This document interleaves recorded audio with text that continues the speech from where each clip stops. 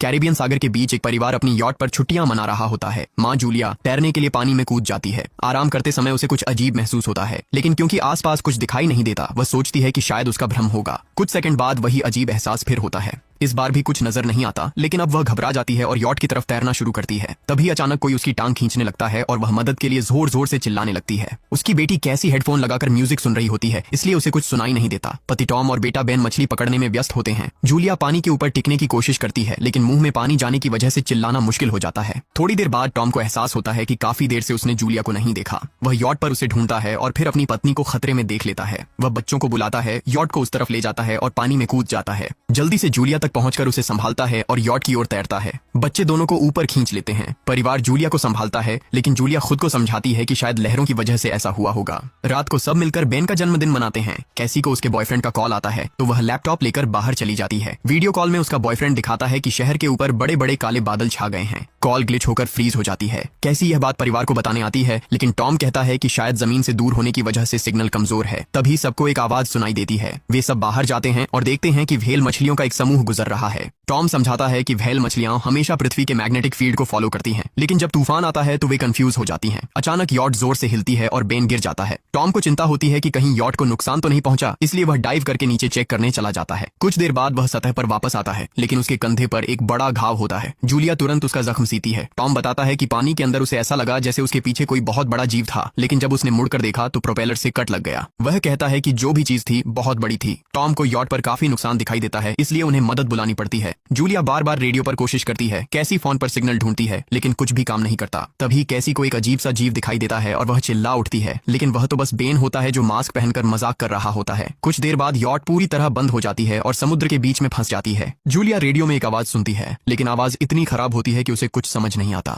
Tom परिवार को बताता है कि उनके पास सिर्फ 4 दिन का खाना पानी बचा है और अब उन्हें किसी मछली पकड़ने वाली नाव का इंतजार करना होगा। अचानक रडार पर कुछ डिटेक्ट होता है और परिवार को एक अजीब सी आवाज सुनाई देती है। सब दौड़कर बाहर आते हैं और हैरानी से देखते हैं कि कई सारे उल्कापिंड जमीन पर गिर रहे हैं। जहां जहां उल्कापिंड गिरते हैं वहां बड़े धमाके होते हैं। एक उल्कापिंड पानी में उनके पास गिरता है तो टॉम तुरंत यॉट को चलाने की कोशिश करता है। इंजन मुश्किल से चलता है, लेकिन तभी एक और उल्कापिंड उस इलाके को हिट करता है। परिवार डर के मारे एक दूसरे को कसकर पकड़ लेता है। तभी टॉम को समझ आता है कि जो आग के गोले गिर रहे हैं वे उल्कापिंड नहीं बल्कि सैटेलाइट्स हैं। उसी वक्त बेन देखता है कि यॉट से धुआं निकल रहा है। टॉम चेक करता है और कंफर्म होता है कि इंजन खराब हो गया है। हवा तेज होने लगती है तो फैमिली यॉट के अंदर छुप जाती है, बिना ये नोटिस किए कि कंपास बहुत तेजी से घूम रहा है। यॉट जोर जोर से हिलने लगती है। बेन फिर से गिर जाता है और इस बार उसे चोट भी लग जाती है। लहरें तेजी से यॉट से टकरा रही होती हैं। टॉम स्ट्रगल करके बाहर जाता है और लाइफ जैकेट्स लेकर आता है। तभी पावर चली जाती है। टॉम तुरंत पावर बॉक्स का बटन प्रेस करता है और लाइट वापस आ जाती है। उस वक्त बेन नोटिस करता है कि जूलिया की नाक से